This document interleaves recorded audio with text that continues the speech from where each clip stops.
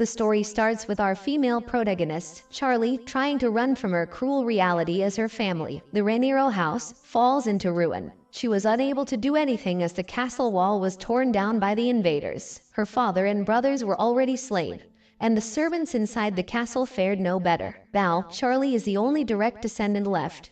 Who knew this would happen? Not long ago, the sole heir of the wolf clan, Riro Eckhart, died. Riro Eckhart had been frail since birth and eventually passed away bedridden. However, it became clear that someone else's scheme, not illness, was the cause of his death. The culprit was Charlie's father, the head of the Eagle family. Before the wolf clan heir's death, the wolf clan had sent a marriage proposal to the Eagle family. They wished to take the daughter of the Reincarnated family, who possessed the unique healing ability of the three clans, to heal the son of the wolf clan heir. The compensation they offered was fair, so there was no reason for Reincarnated to refuse. But the problem began after that. Charlie's father promised to send a direct descendant from their family. Though he kept the promise, the child he sent was the only mutated child in the clan. While the other children of the clan had healing abilities, Charlie's half-sister Shewell could steal another's life force. Charlie's father sent her as Riro Eckhart's bride to drain his life force and eliminate the heir of the wolf clan. Eventually, the wolf clan lost their heir. But what Charlie's father did not expect was that the entire wolf clan would lose their senses. The wolves, who had lost their reason, moved with only one desire: revenge for the loss of their heir. Fast and mercilessly, they came to the Reincarnated family, and so now, Charlie tries to run to safety, hoping not to be caught. She eventually hides under her bed, knowing her room is in the most remote place of the mansion. At this moment, she feels glad to be the disgrace of the family. This place is hard to find, a place where even maids who have worked long in this man should get lost. Charlie tearfully shudders in fear as she hopes to live. With tears in her eyes, she recalls how she is the family's disgrace due to her red hair. She is treated as if she does not exist, living locked up in the room. She dreams of leaving the place and flying in the high skies. Her attention focused on the smell of smoke coming in. She felt it was hard to breathe and realized the enemies must have set the mansion on fire. Unable to bear it any longer, Charlie's human form breaks down, and she flaps open her wings. But she knew even the healing ability that the bird clan boasts about is useless in a situation like this. It is because they cannot heal themselves. But she knew she could not go outside and get caught. And so, trapped in the flames, Charlie inhaled the thick smoke and closed her eyes. At that time, she was only 12 years old, the same age as the heir of the wolf clan, Riro, who died a week ago. When Charlie reopened her eyes, she found a maid beside her. Recognizing her as Adele, Charlie wonders if this is the afterlife. It is since Adele died 2 years ago after being framed for leaking the secrets of the Reincarnated family and executed for being Charlie's personal maid. Charlie is bewildered to see her and wonders what is going on. Adele reveals how she has an appointment with Master today. However, she turns worried as she sees Charlie crying big, fat tears. Charlie immediately hugs the woman, confessing how much she misses her. Still thinking it is the afterlife, Charlie is glad to meet Adele. She is sure if this were reality, she would probably be scolded by Madame Bellin for acting so shamelessly. But now that there is no one here to scold her, she wonders why she should not act that way. However, her doubts are soon clear as Madame Bellin makes her way in, fussing about the noise. She scolds Charlie for getting late to have lunch with Master today. Charlie is confused and remains silent. She remembers how she has not been invited to lunch since she was 10 and demands to be let down. She stares at herself in the mirror and quivers. Overwhelmingly, she asks Adele how old she is. Adele reveals how her birthday was yesterday, so she is exactly 7 years old. Hearing this, Charlie turns stunned and realizes she has traveled back in time before her death. The scene shifts to the Reincarnated family having dinner. The atmosphere seemed almost suffocating to Charlie, making her realize she was back in time. She feels sad having to endure all this again. As she sees her father scold Shewell for bad etiquette, Charlie's attention turns to her. Shewell Reincarnated is known to be the family's anomaly who will one day gain the ability to drain others' life force and the one who will kill the heir to Eckhart. For now, though, she is just the youngest of the Reincarnated family. Charlie realizes how her father has not changed and is still upholding etiquette as always. The direct descendants of the noble bird clan were raised under strict education from Lady Bellin from a young age. One of those teachings is table manners. Therefore, the etiquette is drilled into Charlie's rigorous Spartan-like education. Like Shewell, Charlie was in a lot of trouble before too. Her attention soon diverted as her father spoke up, commenting that she was eating with such grace today. The sudden remark makes Charlie choke on her food. She apologizes, but to her surprise, her father lets it slide. But that was not the case with Madame Bellin, who gave the death glare to Charlie. Up until yesterday, Charlie's father treated her like she was invisible. The moment he turned cold was right after she started growing red hair after shedding her fur. That is because red fur and feathers are a cursed symbol among all beasts. As a result, her father locked her in her room, and the servants ignored her. Therefore, she is certain that this time too, she will be abandoned. She will be completely erased from the Reincarnated family. Just like in her previous life, she wonders if she will die like a dog again. She is determined not to go back to that past. Her ears perk up as her father reveals how the head of the wolf clan will be visiting soon. When Charlie asked why he was visiting with the most innocent look possible, her father turned quiet. He says he is not entirely sure, but it seems like there is something important he wants to relay. Charlie could tell her father does not know yet that Eckhart is coming to propose a political marriage. This makes her contemplate the possibility of escaping Riro. Charlie knows she needs to outsmart the plan. She first begins to reorganize her thoughts and recall her previous life events. In her previous life, the head of the Eckhart family visited the estate and sent the marriage proposal. It then took 1 month for Shewell to go to the Duke's residence. Charlie thinks her father must have been planning to kill Rico for a long time. As a mutant, Shewell's ability to drill life must have manifested earlier. She wonders if she should ask her sister not to marry, but she is sure her father would have sent someone regardless of Shewell. It is because he received something quite good in exchange for the political marriage, the Hampton River. It is a small river between the territories of the Bird clan and the Wolf clan.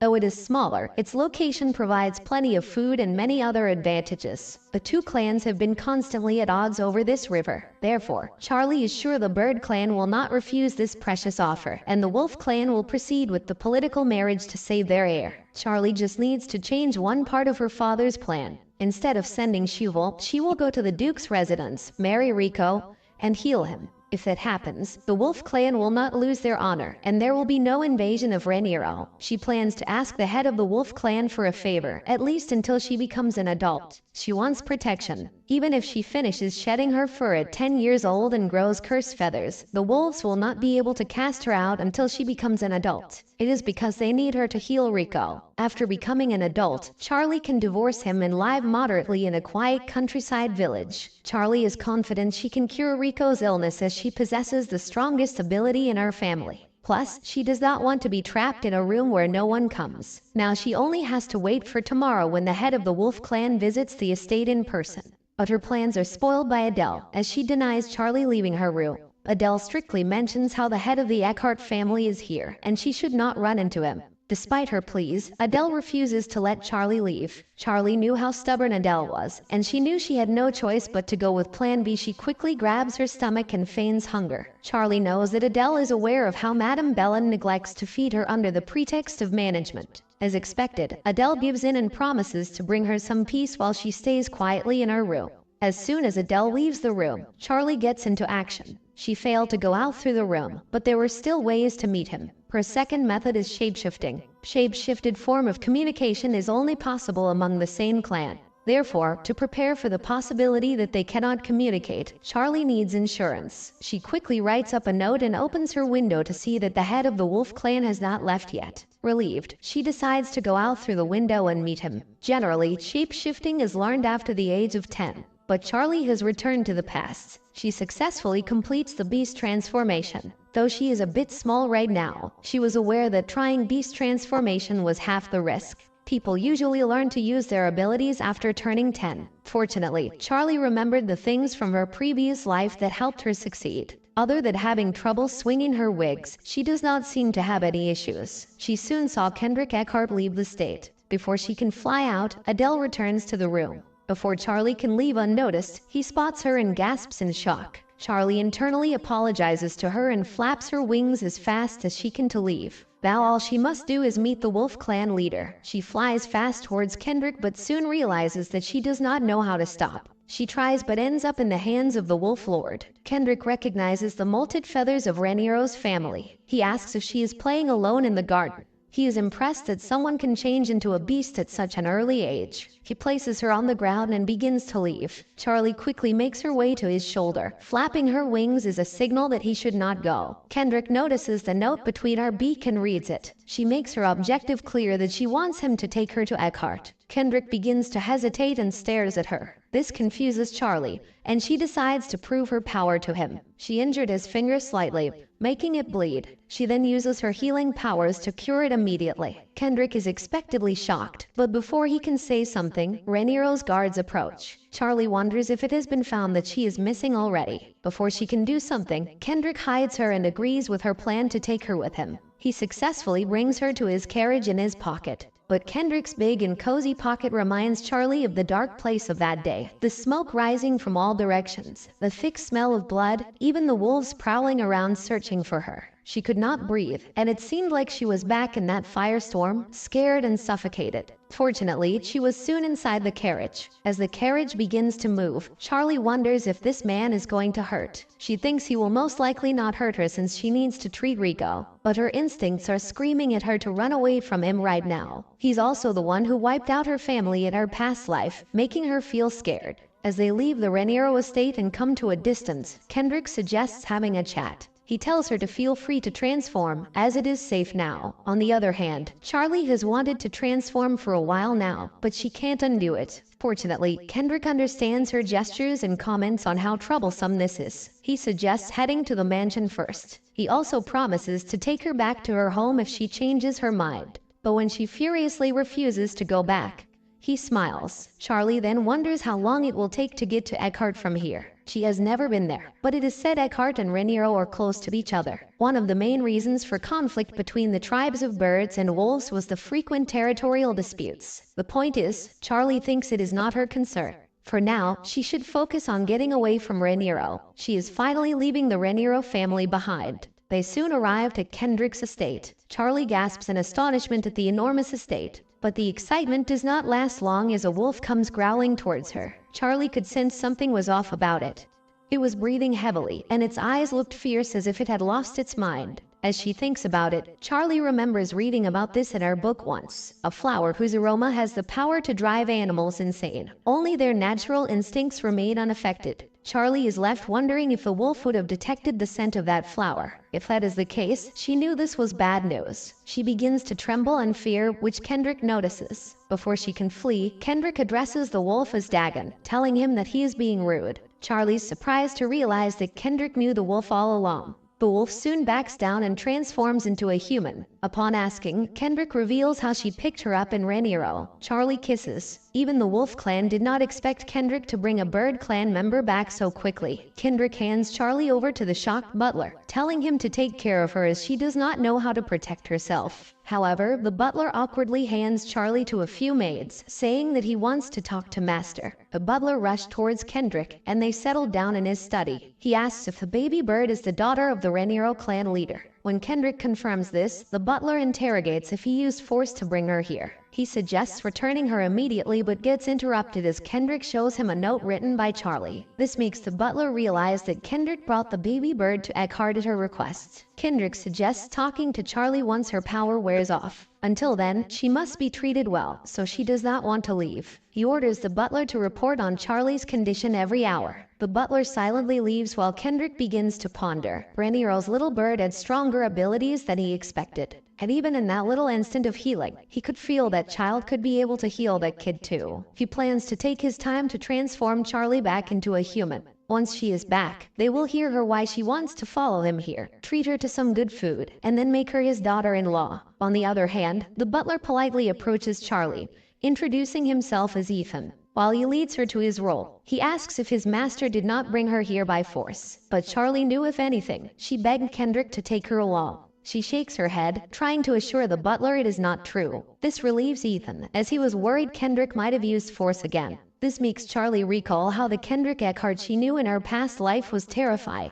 She cannot imagine what he was like as a child. She thinks he may be arrogant like the other noble kids his age. As they arrive at Charlie's room, she is mesmerized, the luxurious and comfortable furniture. As Ethan places Charlie on the bed, an awkward silence ensues. They all stare at each other, realizing the bed is way too big for her. Charlie is sure she is going to suffocate under the blanket. Ethan orders the maid to change the blanket so Charlie can sleep tonight. Ethan then turns to Charlie, asking if there is anything else that is making her uncomfortable. This makes Charlie remember how she left before she even had a chance to eat the cookies Adele brought for her. To her relief, the butler understands her gestures and orders for a meal to be prepared right away. After a meal, Charlie is given a bath. Thanks to the Wolf Clan staff, she has experienced all the luxury she has never had in her life. She is contemplating going over her plan again now that she has some free time. First, Charlie succeeded in making it to the Wolf Mansion as planned. Now she must marry Riko. This way she will not be thrown out before she comes of age. The only issue is the nature of the Wolf Clan. It is because the wolves only have one mate for life. Therefore, once they get married, it is irreversible, and they do not want to back out. However, Charlie does not plan to marry the heir of the Eckhart family and be with him throughout her life. If you are married young without your consent, you are given a chance to divorce once you come of age. And since this is a contract marriage for mutual benefit, getting a divorce later will not be a problem. Charlie thinks this arranged marriage is probably good news for the Wolf Clan, too. After all, they need the heir to recover from his illness as soon as possible. But before that, Charlie needs to break out of this beast form. But with that said, she does not want to transform back just yet. All she has done at the Wolf Mansion is eat delicious food and bathe. She would feel better if they at least told her to use her powers or something. She is the daughter of a rival family, yet they are treating her like an honored guest. Back in the Reincarnated family, only Adele took care of her like this. As the maids turn off the lights for Charlie to rest, she realizes how all the lights here are magical. The ceiling lights are all magic powered, so if you turn one off, all the others go out as well. Now she will be in a dark room all by herself. The feeling was quite familiar to Charlie, and she felt scared, for the maids can leave. She flaps her wings and flies towards one of them tearfully. The maid realizes she is scared of the dark and turns the light back on. When Charlie was in Kendrick's pocket, she thought it was just because it was cramped and stuffy. But after going through this, she realized that she is afraid of the dark. He was not like this in her past life. The maid suggests staying if she fears sleeping alone. But Charlie politely refuses. She is only scared of the dark, not of being alone. And besides, they are wolves too. Even if Kendrick has ordered them not to harm her, she thinks she should stay on guard. The next morning, Kendrick comes to visit Charlie and inquires about how she likes them. He says he had it specially modified for her. Kendrick then reveals how he wants to introduce her to his son, Riko, during dinner. Charlie knew she was supposed to meet the heir of the Wolf Clan. But why is she being chased and running away from the wolves? About 2 hours ago, Charlie went to whip Kendrick to meet his son. But when Kendrick could not find him, he suggested Charlie wait while Riko came back from his walk. It is a pity Charlie could not meet Riko. But on the other hand, she is relieved she does not have to meet him right away. The rumor has it that Riko's frail, irritable, and has a vicious personality. She fears that Riko might try to eat her the moment they meet. Still, on their way to the study, she remembers that Kendrick called her a good child and how she would be great friends with Riko. She hopes nothing bad will happen. Amidst her worries, Charlie dozes off. When she wakes up, she gets scared by the wolf toy right in her face. She looks around and realizes Kendrick has left. She finds a note on the table informing her how Kendrick will be back after finding the record. Charlie suddenly senses a presence by the window. She gasps as she sees a real wolf. But her anxiousness only grew as more wolves began to approach the window. And that is how she ended up being chased by wolves. Charlie does not stop, even when the maids ask her to. She flies and flies desperately to get away. On the other hand, Riko sits outside the mansion, getting some fresh air. He hears the commotion inside and decides to head back before the butler starts looking for him. But he leaves, a bird bumps hard into him. At that moment, Charlie transforms back. While Riko is surprised to see her, Charlie asks if he is okay. The moment their eyes met, Charlie knew instinctively. The ash-gray hair symbolizes the gray wolf family, and those deep blue eyes are like an ocean. The boy is the heir of the Eckhart family. In her past life, this boy died because of her father. Just looking at him, Charlie could see he was the spitting image of Kendrick Eckhart. Charlie apologizes for sitting on the boy, saying she did not think the transformation would wear off right then. She could tell how flustered Riko was. She would be too if a strange girl suddenly popped out of thin air. Charlie notices how he is hurt and uses her powers to heal him immediately. Riko is astonished as the wound on his palm heals in the blink of an eye. Before she can reveal who she is, the butler and the maids approach the two. They are surprised to see the girl and ask if she is the little bird. Charlie nervously nods at agreement. The scene shifts to Charlie in the study with Kendrick. She introduces herself as Charlie Reincarnated. She reveals how on the day Kendrick came to her mansion, she secretly overheard him talking with her father. He mentioned his family was looking for a marriage partner for Riko. That is why she asked to come here, because she thought she could be helpful. This was all a made-up lie. but she does not want to reveal how she knows this from her past life. Shirley confidently says she can heal Riko. In exchange, she asks to marry Riko. Kendrick remains silent for a moment and then asks Charlie what she wants in return for healing Riko. This causes Charlie to remain dumbfounded. Kendrick's only son, Riko's condition worsened day by day. While it was known to the public that he contracted an unnamed disease, Kendrick and a few of his close associates knew the truth. It was the curse of Damel, the cursed land. Damel had an ancient curse placed upon the territory and was a place where one could lose their life if entered carelessly. That is why the Wolf clan strictly prohibited and controlled access to Damel. However, Riko had the curse of the Damel land without even going near it. Black spots that looked like ancient patterns appeared and disappeared all over his body. Seizures became more frequent, sometimes even a fever or an inability to breathe. Find a way to deal with the curse, because this was the first time someone had the curse without stepping onto Damel land. The doctors had suggested Kendrick send his son somewhere for treatment since this is currently incurable, and they need to further research this. Kendrick would have sent Riko off if he could.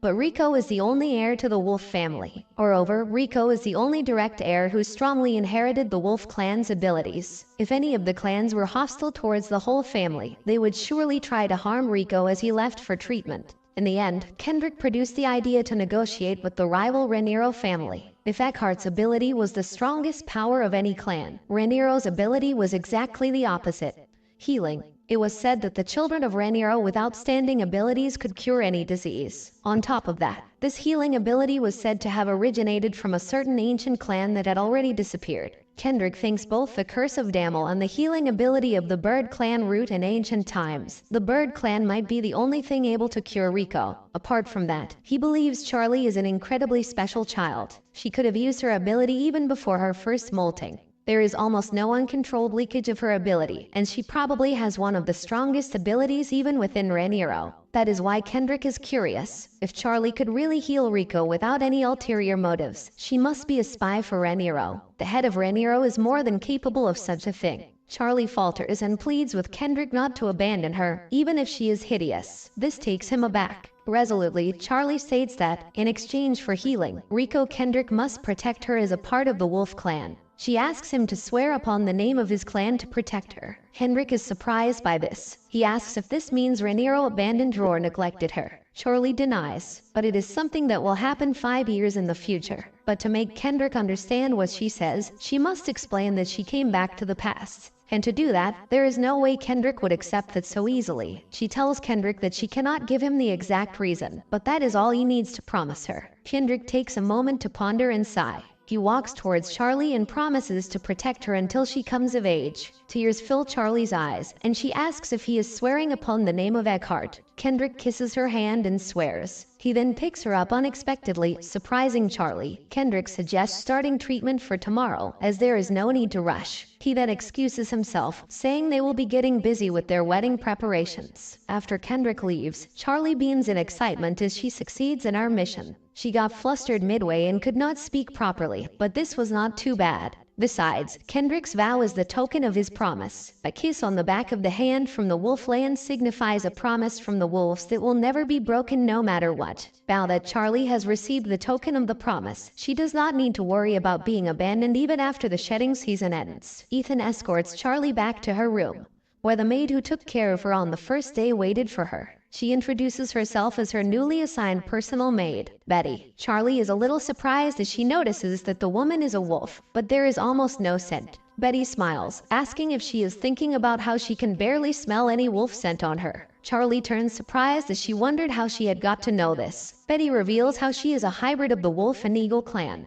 Her grandmother was from the Eagle clan, so she was born with a mutation with fewer wolf traits compared to others. That is why certain characteristics, like scent, are weaker in her. Ethan reveals how Betty is the only Eagle clan hybrid in the estate. That is why the master of the household ordered Betty to be assigned as Charlie's personal maid, thinking she would be more comfortable with it. Betty suggests reading her a fairy tale. But right now, there is something more important than fairy tales. She asked Betty to show her around the mansion. If she is going to live here and survive, it is important to learn the layout and know where to fly in case she needs to escape quickly. As Betty is about to show Charlie the dining room, they hear crashing noises from a nearby room. This makes Charlie wonder what that sound was. Charlie asks what is going on. Betty reveals how the young master is extremely ill, and the room over there belongs to him. Charlie finds this strange, as Riko seemed perfectly fine when she met him in the garden earlier. She contemplates checking on him before leaving. Making puppy eyes at Betty, she says Riko is her friend and in pain, so she wants to see him.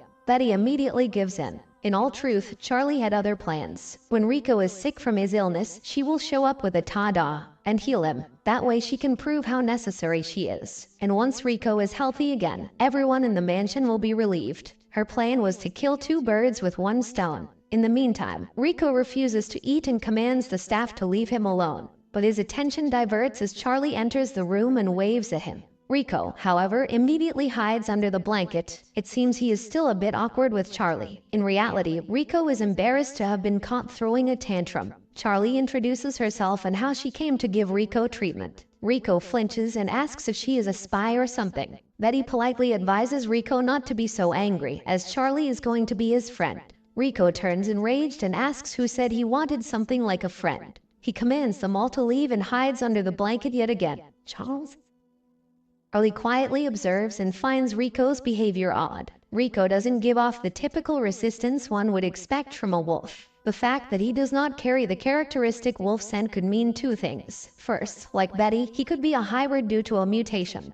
And second, it could mean he is in an extremely sick state. There is also the possibility that he is intentionally hiding his scent presence as Lord Kendrick does.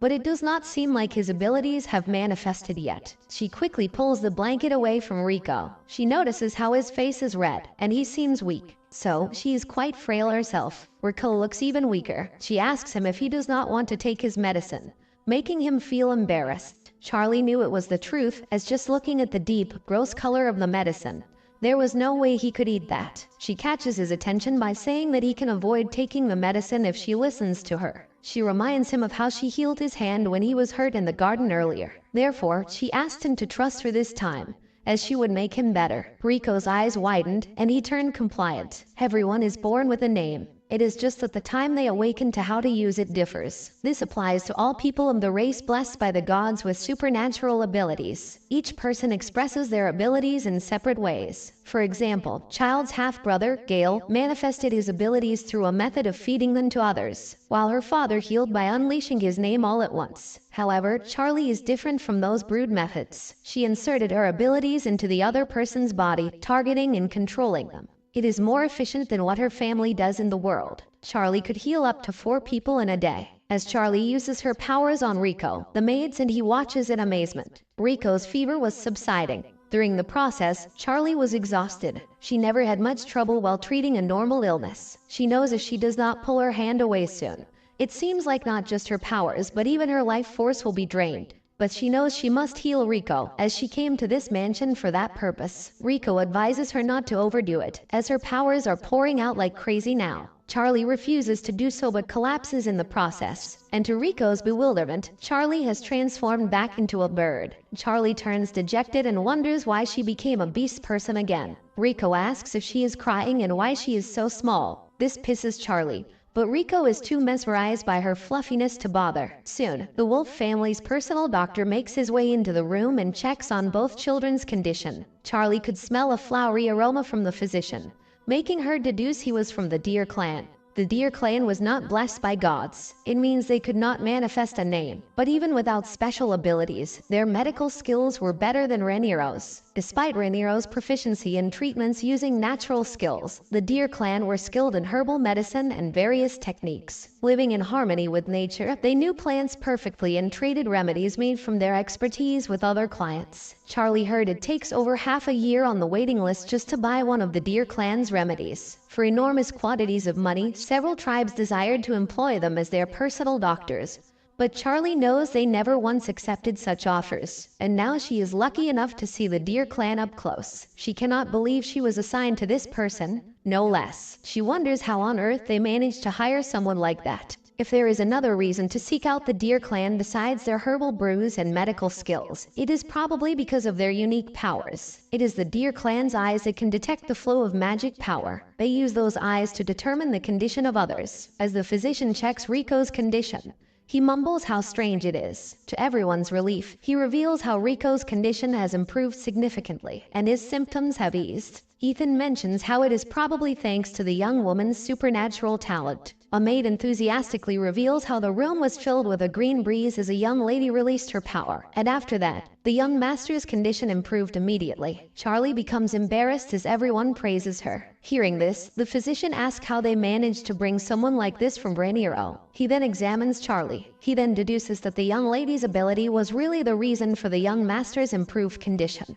If this much progress was made with just one treatment, they might even hope for a full recovery. Charlie is relieved to hear this, as she did not know her power was this strong. Now she can heal Rico. However, the physician reveals that continuing this kind of treatment would be very risky. Everyone turns worried hearing this. Charlie wonders if her powers could have poisoned Rico, or did she fail despite using all the power she had to heal him. The physician's complexion turns dark, and he sighs. He explains how Charlie just started transforming into a beast and is still quite young. No matter how strong her ability is, if she overuses it recklessly, it could cause harm to her body. Her flight feathers have not fully grown, and her body is still too small. He asked if it was not difficult for her to fly properly. Charlie knew he was right. Every time she tried to fly, the wind made her body sway. The physician reveals how her flow of power is unstable, and her condition is worse than the young master's. Therefore, she should not push herself to use her abilities any further. If they assumed that the amount of power she used earlier was 100%, from now on it would be best to use only about 20%. The physician smiles as he looks at the little bird, thinking of how kind-hearted she is for helping Rico. He then turns to Rico and indirectly calls him out for sneaking into the garden and worsening his condition. He prescribes medicine for both children and excuses himself. Meanwhile, in the Reincarnated estate, Charlie's father, Arthur, was frustrated as he still could not find Charlie. They have mobilized all the knights and still cannot find a single bird. It has been 2 days since Charlie disappeared. The day she first went missing, her personal maid came to Arthur pale with fear. When he first heard she had disappeared, he was simply impressed by her talent and smiled. Most children only manage to transform after their first molting, but Charlie succeeded, even though she still had 3 years before her first molt. This means her potential is limitless. He thinks that it would have been better if Charlie had been born a boy, as in the royal family. Only men can become heirs, but it does not matter. If she becomes an eagle after she turns 10, she can support her brother, who will become the family leader and lead the Reiniro clan. Reiniro's children's first transformation is into a small, milky-colored form. But after molting, they grow and transform into eagles. Occasionally there are failed candidates who do not become eagles, but considering Charlie's strong abilities, Arthur thinks that will not happen to her. As soon as Arthur received the report, he ordered the knights to search the entire area. He did not think she could have flown far in her newly transformed body. However, they were still unable to find the child. Arthur wonders if she could have been kidnapped in the forests, but he knew no one would dare to kidnap someone from the Reiniro clan, at least not in their territory. After all, she bears the family's symbol, those milky-colored feathers. The only members of the bird clan who could use abilities were an object of envy and a source of fear. So even though Charlie is small, Arthur is certain no one would dare touch a bird with milky-colored feathers. Then where has Charlie disappeared to? His thoughts get disrupted as a maid enters the study and reveals how he has received a letter from her. Seeing the letter sealed in a familiar envelope with red wax, Charlie knew it was from that child. A few years ago, Arthur planted a spy to extract information from the Wolf clan. Aside from the latest news that the heir of the Wolf clan has fallen ill, they have not sent any useful information. He opens the letter, only to be stunned by its contents. Eckhart has returned to the mansion with Lady Charlie, who seems unable to fully control her transformation due to her unstable powers. The spy then asks Lord Arthur if he sent the lady by any chance. He turns enraged and furious as he wonders why Charlie is in the Wolf clan's mansion. They knew there was no way she could have traveled that far by herself unless someone took her. This causes Arthur to wonder if it could be that day. Now that he thinks about it, the date Charlie went missing was 2 days ago when Eckhart visited as well. Their timings overlap perfectly. He tears up the letter and orders the temple to be contacted immediately as they bring Charlie back. On the other hand, Charlie was enjoying her newly built bed. She wonders how Adele is doing. On nights when sleep will not come, Charlie cannot help but get lost in thought. Among the things she left behind in the mansion, there was only one thing weighing on her mind. It was Adele. She regrets not telling a tale to run away too hard. But then she would have tried to stop her, and in that case, she would have to stay in the mansion. In Charlie's previous life, she was abandoned by her family after her first shedding, and Adele was also killed by her father. Charlie knew this was the best choice for them. In Charlie's previous life, she started shedding at the age of 9. Until then, she knows she will have to prove her worth by healing Riko as much as she can. To do that, she needs to focus on recovery right now. Suddenly, Charlie feels something on her stomach. She looked down, and to her utter shock, it was red fur. Charlie turns anxious and is unable to believe her eyes. Shedding usually begins around the age of 10, and that applies to any race. Charlie also finished her first shedding at 10 in her previous life. But this time, her red fur grew fast. No matter how quickly she used her powers, the timing for shedding should not change. She begins to wail at her doomed misery. She has barely been here with the wolf clan, and already the cursed feathers are growing. If she gets caught, Charlie fears being abandoned. She reminds herself of how Kendrick swore to protect her, and the clan likes her. But she cannot let them find out about the curse yet. Determined, she plucks the red feather out of her body. She then flies out to hide it. She thinks it must be just a dream, as shedding cannot start this early. The next morning, Betty notices how upset Charlie is and worriedly asks if something is wrong. Charlie is still worried about not being able to return to her human form. Ever since she blocked those red feathers from her body last night, she has been feeling anxious. The earlier the molting season starts, the faster the growth. While it is good that Charlie will become more adept at handling her abilities as her body matures, at this rate she might mold before she is even 10. She knows Sir Kendrick promised not to abandon her, but she believes adults always lie and she should not trust them. She will have to be even more careful than before. Her attention diverts as Riko approaches and asks what she is doing. He tells her to come down quickly as he is hungry. At mealtime, Riko is picky about having carrots at his meal, making children feel annoyed. She gestures to him to eat it. From what Charlie has observed of Riko lately, not only does he turn down carrots, but he also avoids all vegetables, like green onions, and only eats meat. They are probably letting him eat only what he likes to avoid causing him stress, but Charlie knows being a picky eater is the worst eating habit. Riko is already weak, and being fussy cannot be good for his health. But Riko refuses to eat it, despite Charlie's insistence. She thinks he is becoming ill-tempered because they are being too lenient with him.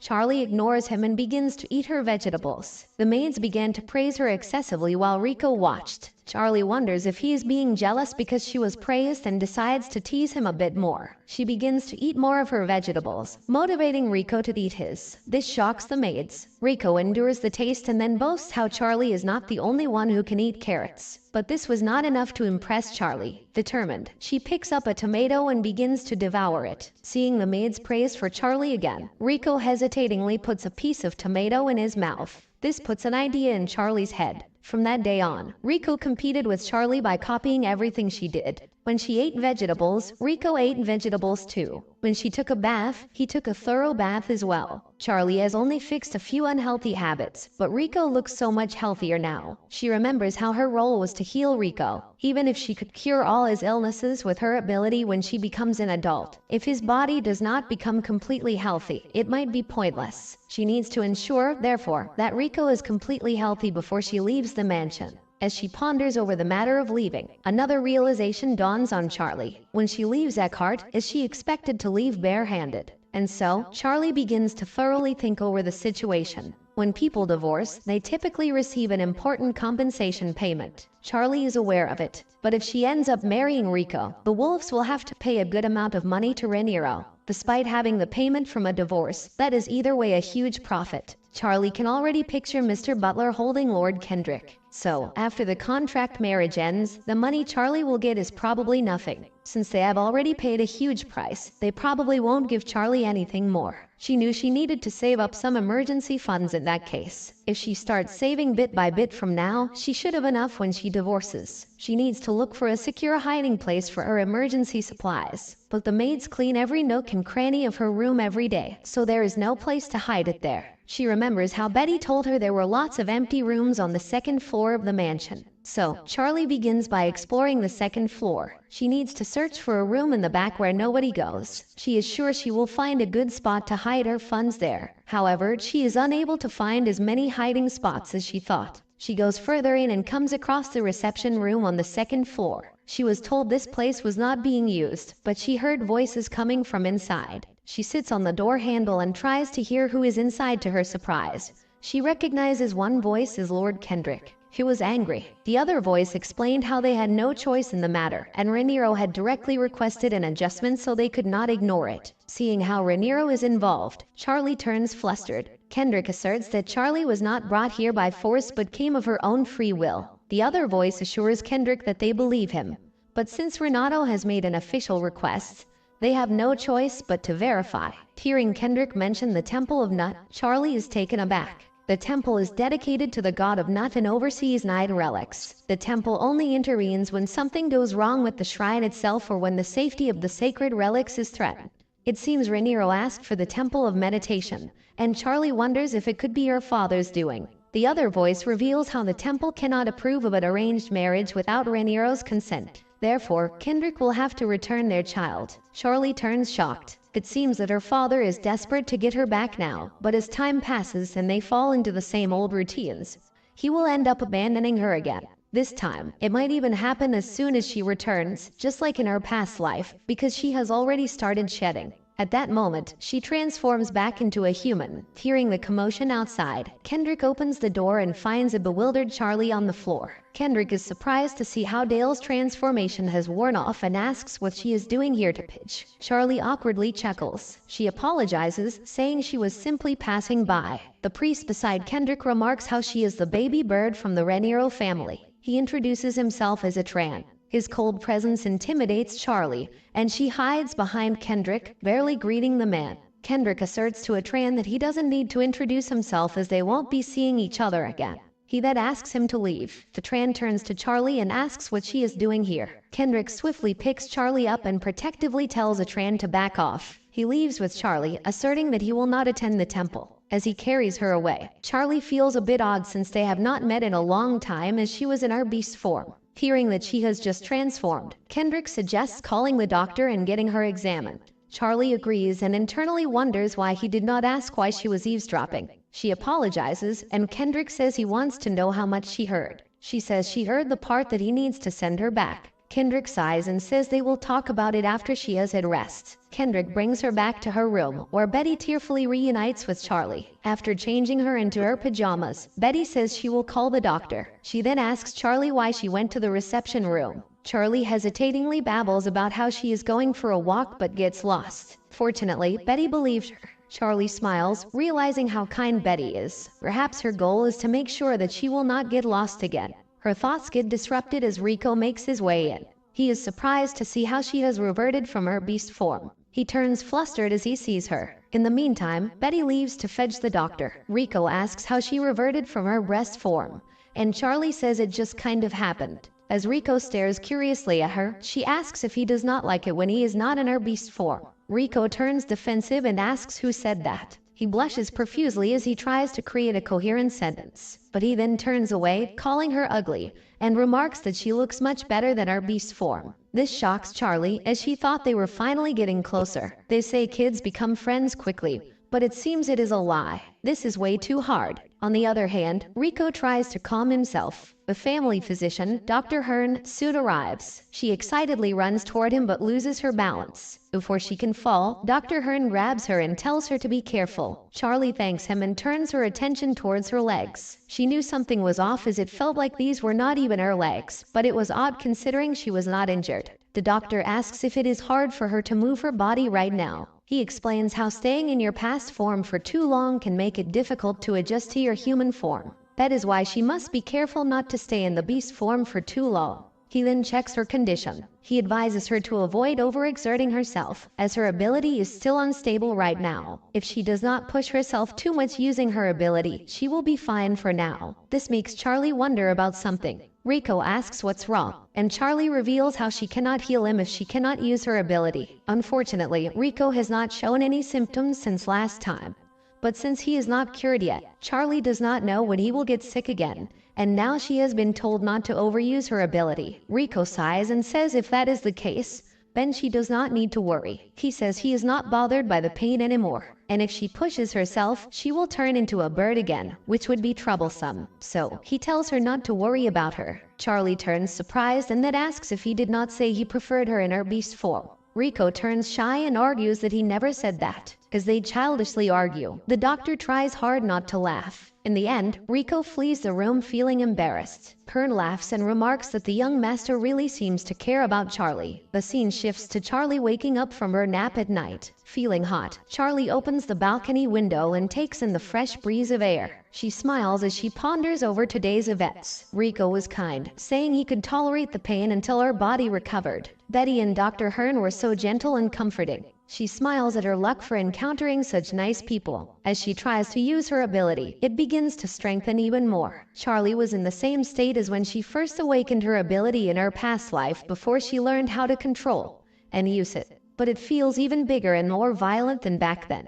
She knew it was bad and needed to get this unstable ability under control to treat Riko. She must treat him, so she does not have to go back to Reincarnated. She reached Kendrick's study, who was surprised to see her. She then expresses how she has something to tell him and a favor to ask. She wants him to teach her how to use her abilities. Kendrick asks how she has been managing it until now. Charlie explains how she made it as thin as a thread so it could fit in her body and reach every spot. Kendrick says it is time for her to re-examine the control method. He unleashes his own ability as a demonstration. Charlie knew Eckhart's ability was the shadow. They can freely manipulate shadows. Their power can be used for exploration, concealment, and protection. Because it can be freely transformed, it is an incredible ability that can be used in many ways. To think she would see it with her own eyes and an ability she has only heard about is overwhelming. Kendrick tells Charlie to assume that this is her ability. He explains how someone with a strong ability like her keeps making it into a thin thread. Then the ability grows excessively and overflows. Therefore, she cannot control it correctly. Therefore, she needs to learn from the beginning. He promises to teach her himself, as he does not trust leaving her in someone else's hands. Charlie thanks him and is glad she decided to talk to him. If she can properly control her ability, she should be able to treat Riko without any issues. Kendrick then suggests having a serious talk. He kneels and smiles, saying he owes her an apology. With this, the video ends. Why do you believe Kendrick owes Charlie an apology? Will he allow her to leave for Reincarnated? Or will he stand by his original decision? Can Charlie truly break free from the tragedy of her past life and begin again? Most importantly, who is the spy that Arthur Reincarnated planted in the Eckhart mansion? Stay tuned for more updates.